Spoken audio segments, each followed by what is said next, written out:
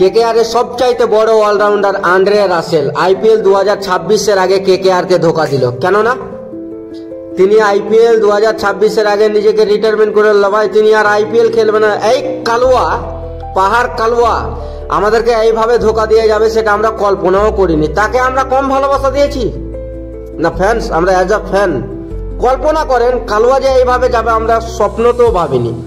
তিনি খালি কেকেআর টিমে ছিল না, তিনি আমাদের বাঙালিদের আবেগ ছিল।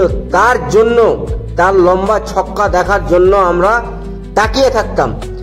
আর সন্ধ্যা 8টায় আর সন্ধ্যা 4টায় দেখতে পাবে না কেকেআর থেকে আন্দ্রে রাসেলকে। কালুয়া এখন ঘুমাবে আর উঠবে আর বসবে। তো কালুয়া কি করবে ভাই? কেকেআর থেকে তাকে ভালো পাওয়ার হিটিং কোচ বানানো দরকার। কেননা আইপিএল 2026 আগে কেকেআর কে ভালোভাবে তৈরি হতে হবে। আর আইপিএল 2026 কেকেআর কে চ্যাম্পিয়ন বানাবে এই কালুয়াতে। তো কালুয়াকে ভাই আমরা